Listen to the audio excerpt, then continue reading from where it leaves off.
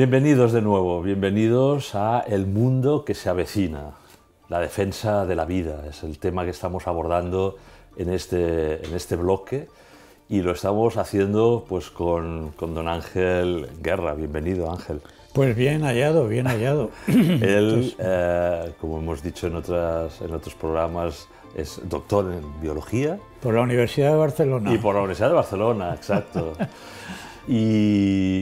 y presidente de la Asociación de Bioética de Galicia, con el que hemos estado de alguna manera ya abordando pues, qué es la vida en general, ¿no? Qué es la vida humana, cómo defenderla, qué es ser persona, ¿no? Persona humana, cuál es el comienzo de la vida, cómo tratarlo desde un punto de vista bioético y también el final.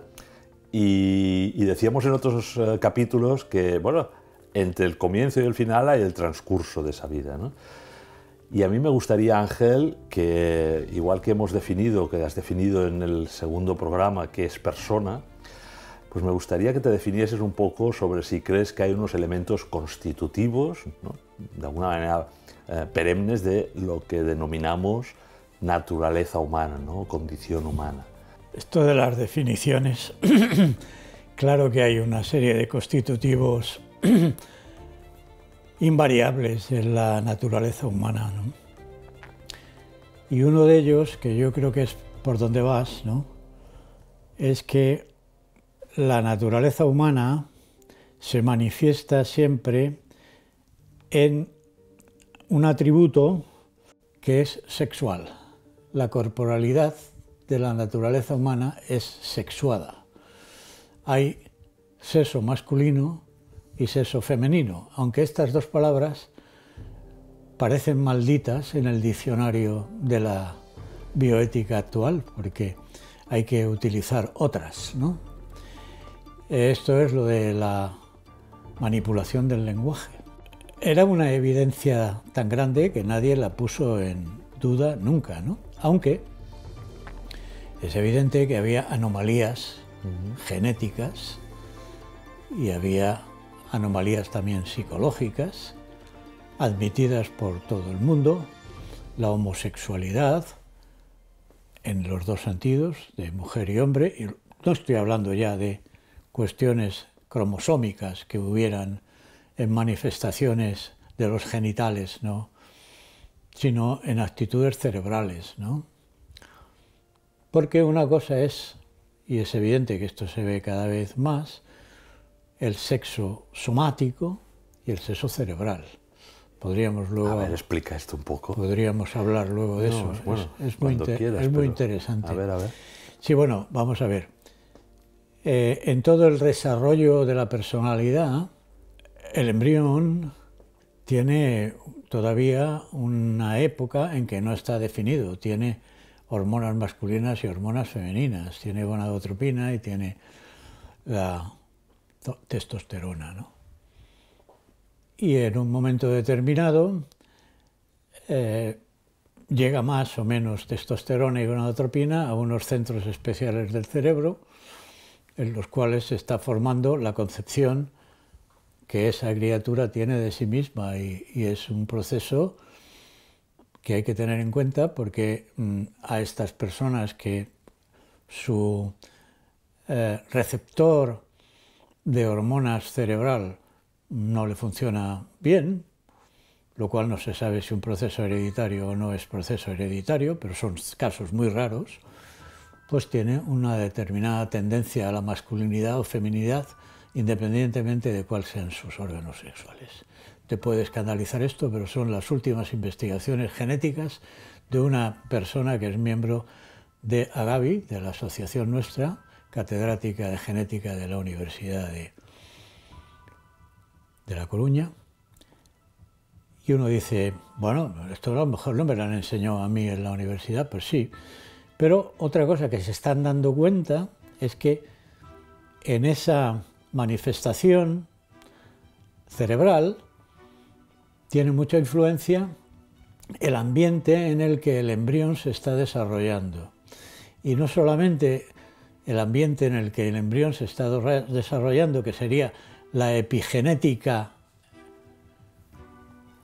en el útero, cómo está la madre, si la madre tiene o no alteraciones, si su psíquica es buena, si es una persona que ha tenido un sobresalto del tipo que sea, si hay una buena convivencia en el hogar o no hay ninguna convivencia en el hogar. Todo eso se transmite en, no es hereditario, pero es cómo el ambiente afecta a la manifestación de los genes.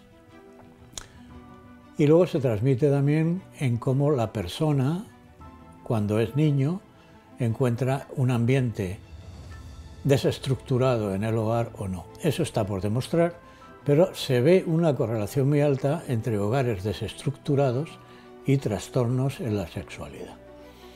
No sé si esto justifica o no, pero sí a mí me sirve para comprender a estas personas. Entre otras cosas, yo he tenido amigos homosexuales y amigas homosexuales.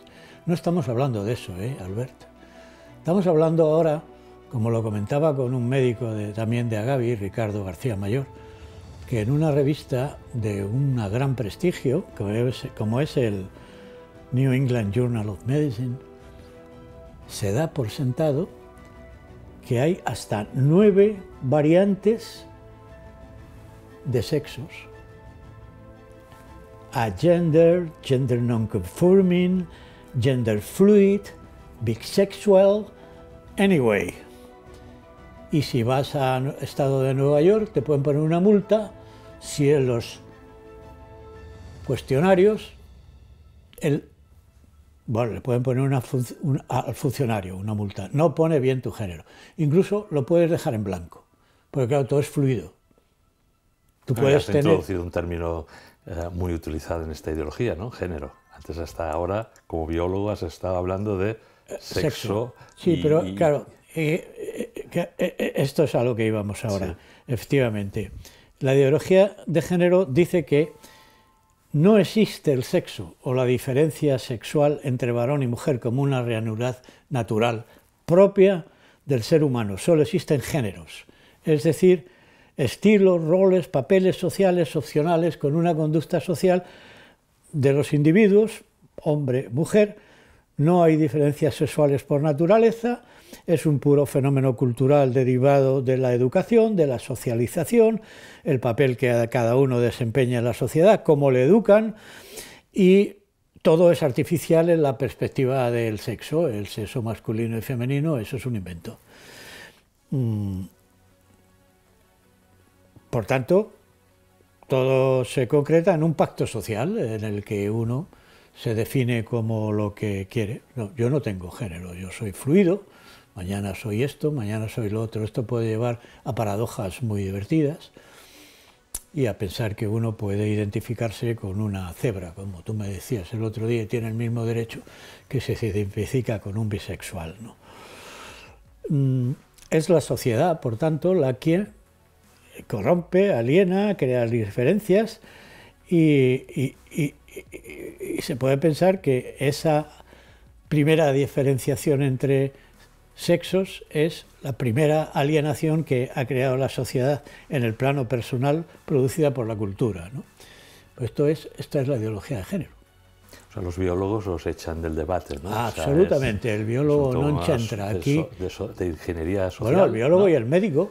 El médico ginecólogo. Claro, no sabemos si hemos de ir al ginecólogo o... Ahora bien, yo creo que esto tiene una explicación bastante social y política. Vamos a ver, tú recordarás, porque bueno, no lo sé si le recordarás, pero cuando yo era más joven, el comunismo era una ideología de clases que estaba constituida en distintos países, en las cuales el obrero, el proletario, sí, tenía un contraparte que era el empresario, el capitalista, y había una lucha de clases, y de lo que trataba el comunismo era de que esto se eliminase y crear en la tierra un bienestar social en el que no hubiera clases sociales. ¿Qué es lo que pasa con la caída del muro de Berlín y cuando se ve lo que ha pasado en la Unión Soviética y en los países con un marxismo real, porque esto es mentira, que es toda una ideología que no tiene sentido. Todavía sigue existiendo en algunos países, ¿eh? Pero entonces, el comunismo muerto no, solo que se han llenado de una serie de cosas muy interesantes y algunos autores han hecho una correspondencia. Tú imagínate, vamos a ver, clase dominante, el proletario, clase dominante actual, la mujer, clase dominada, o clase dominada, el proletario, clase dominada, la mujer, clase dominante, el capitalista, clase dominante, el hombre. Consecuencia, la explotación de la mujer. Consecuencia, la explotación y la opresión, en el caso primero del proletario, en el caso segundo de la mujer. Estamos entrando en una guerra de sexos, ¿no? Claro. En lugar de clases. Claro. Muy bien. Entonces, Ángel, insistiendo un poco en lo de la naturaleza humana, ¿no? ¿Cómo podemos defender que efectivamente, porque después viene no solo la ideología de género, sino el transhumanismo, la idea de transespecie, o sea, vamos a ampliar un poco el horizonte, ¿no? y ver cómo todas estas ideologías disolventes de la naturaleza humana ponen en cuestión que efectivamente exista una naturaleza humana que viene desde la biología, etc., ¿no? ¿Cómo podemos nosotros, ¿no?, hacer entender a esta sociedad, a este mundo que se avecina, que efectivamente, aparte del tema este de sexo, ¿no?, que hay unos elementos por los cuales yo no pueda convertirme en un transespecie por mucho que me sienta cebra o pez, ¿no? ¿Cómo podemos después abordar desde una ética los límites de la hibridación del ser humano orgánico, biológico, con lo artificial, con lo no orgánico, ¿no? Este debate tan importante que pone sobre la mesa el transhumanismo, ¿no? O sea, ampliando un poco el horizonte de este capítulo, ¿no?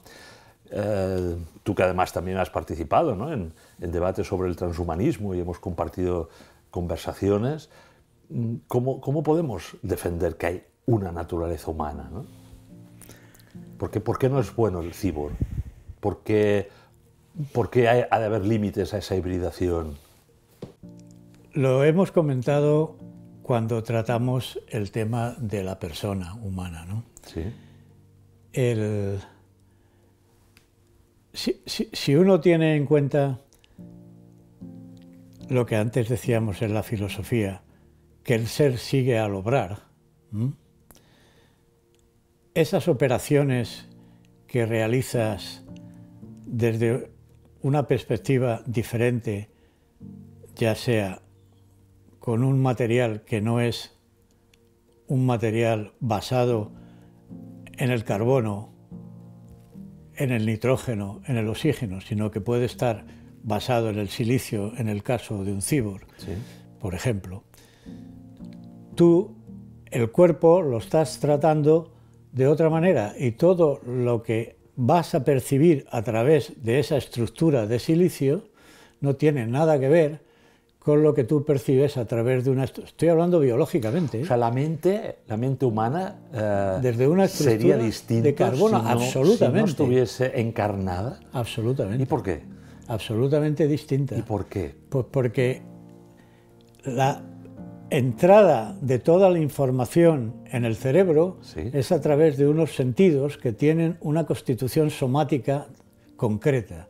Si tú esa constitución somática la cambias, la entrada en esos sentidos es diferente, es de una frecuencia, de una longitud de onda, de una diferente, porque materialmente es distinta. Entonces, a ver, Ángel, hemos abordado un poquito el tema de que, bueno, esa diferenciación de sexo masculino o femenino que se está poniendo en cuestión, y ahora resulta que se está poniendo en cuestión que la mente humana, en lugar de estar en un cerebro biológico, pueda estar en un soporte de silicio, incluso holográfico. Y tú me estás diciendo que entonces va a ser ya no será un ser humano. No, lo que aprendería a través de esos sentidos que se le han puesto, sí, no es homologable a lo que aprende un ser humano. Por eso dicen los transhumanistas, será un posthumano. Sí, será un posthumano, pero entonces que no nos digan que ese posthumano no nos va a proteger y a tener en cuenta y no se va a rebelar contra nosotros porque somos, en definitiva, muy débiles y estamos muy mal hechos. Espera, porque Ángel, el tema es que ellos lo van a hacer mucho mejor que lo ha hecho la evolución durante tantísimos años. De seréis como dioses, ¿no? Es decir, soy yo el que maneja la evolución. Y eso no es posible desde tu punto de vista. No. Soberbio, es soberbio esto. Claro, es que cuando se profundiza en lo que es la evolución y en cómo ha actuado la naturaleza a base de pruebas y errores y pequeños cambios que han sido seleccionados después de mucho tiempo y después de muchas vicisitudes, no se comprende cómo en unos pocos intentos se va a llegar a una solución tan perfecta, tan real, tan bien acabada, tan mejorada, tan fuera de una mente que no es infinita, que es finita, a través de esas extrañas situaciones en las que nos podemos encontrar cuando queremos colocar la evolución en manos de seres finitos. Pero es lo que nos ocurre. A ver, estamos hablando de científicos, transhumanistas, pero científicos, de personas del siglo XXI, ¿no?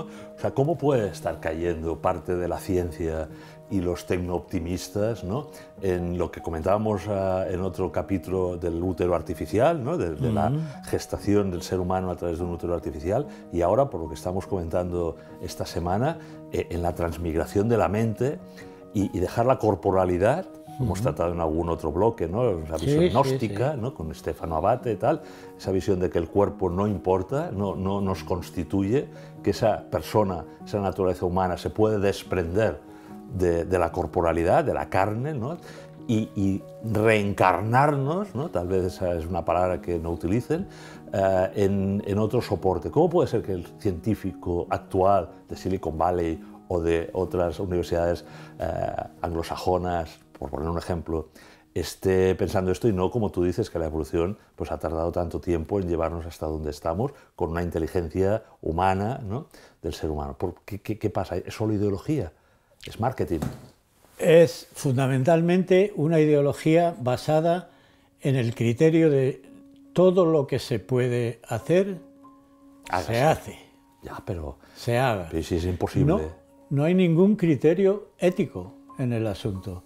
Hay criterios, pueden ser muy variados, pero uno de ellos fundamental es el deseo. Hoy en día, a mí me apetece, yo lo deseo. Mi deseo es ley. Yo tengo dinero para hacerlo, luego lo hago. Y este es un problema que viene de muy atrás, ya. Vamos, yo recuerdo Ortodoxia, el libro escrito por nuestro amigo inglés tan simpático, lo dice, hay ahora mismo un pragmatismo en el cual lo que a mí me da la gana es ley. Bueno, esto sirve para todas estas ideologías de la disolución de la naturaleza humana, ¿no? Por tanto, tú dices, nos vamos a estrellar contra la realidad. Sí. Sí, lo dices así, como biólogo y científico. Sí, nos vamos a estrellar. Pero entre tanto va a haber mucho sufrimiento y muchas leyes y muchos, ¿no? Bueno, es cierto, y esto lo vamos a tener que sufrir, porque, vamos a ver, si tú lo que quieres y deseas es llegar a 250 años de vida, que no sé para qué lo quieren, harás todo lo posible si tienes los medios adecuados para llegar a 250 años de vida. Es decir, y si quieres, si me apuras, conseguir la inmortalidad, que no sé qué tipo de inmortalidad es. Una perdurabilidad. Una perdurabilidad, tiempo, porque esto no es inmortalidad, o claro. Superlongevidad, ¿no? Sí. Si tú lo que quieres es conseguir el tener el control sobre todas las democracias, que ya dejarán de ser democracias y serán autocracias, a través de una inteligencia artificial que tenga tantos big data que sean mejores que cualquier gobierno, pues vamos a sufrir mucho, porque vamos a dejar todo en manos de una máquina en la cual, ¿cuáles son los criterios éticos que se le han puesto? Los criterios éticos de una élite. Y este es un problema, es decir, ¿en manos de quién está esta tecnología y todo esto? Pues esto es un criterio selectivo, esto no está en manos de la mayoría, esto está en manos de unos cuantos. Entonces, ahora, perdona. Esto es transhumanismo. Ahora, en el caso del género y en el caso de la... tiene un problema muy grave, y es que está haciendo sufrir a mucha gente, porque si tú encuentras un adolescente o un niño de 9 o un adolescente de 14 años que tiene disforia de género, es decir, no está conforme con el cuerpo que tiene, lo que se está aplicando en estos momentos, de manera bastante generalizada, es hormonas y después cirugía. Bueno, el cortar un proceso de pubertad, lo saben todos los endocrinólogos, es una barbaridad. El hacer una operación quirúrgica, ya sea en senos, ya sea en órganos genitales, es irreversible. Y ahí se está viendo cada vez más una transición de gente que han tenido estos tratamientos desde muy jóvenes y están arrepintiéndose. La clínica Tavistock en Inglaterra se ha cerrado después de que 1000 familias hayan puesto un proceso judicial porque todas las transiciones de géneros que se hicieron durante una serie de años estaban mal informadas, no se había hecho una información con un psicólogo, no se había tratado a esas personas adecuadamente, y hay todos unos casos de transición y hay toda una serie de procesos judiciales en marcha, y la clínica se ha cerrado por este motivo, ¿no? El ciudadano puede hacer mucho en este caso, sí, pero se ha hecho sufrir a mucha gente, es evidente. Y luego es muy curioso que las feministas, de verdad, no aceptan la ideología de género, están en contra de la ideología de género, porque no defiende a la mujer. El concepto de mujer se ha difuminado tanto que ya no se defiende a nadie. Es que me parece que sí, estamos en esta fase que tú comentas más de hormonación y operación, pero yo creo que ahora ya hay una evolución hacia lo que va a ser más complicado, ¿no?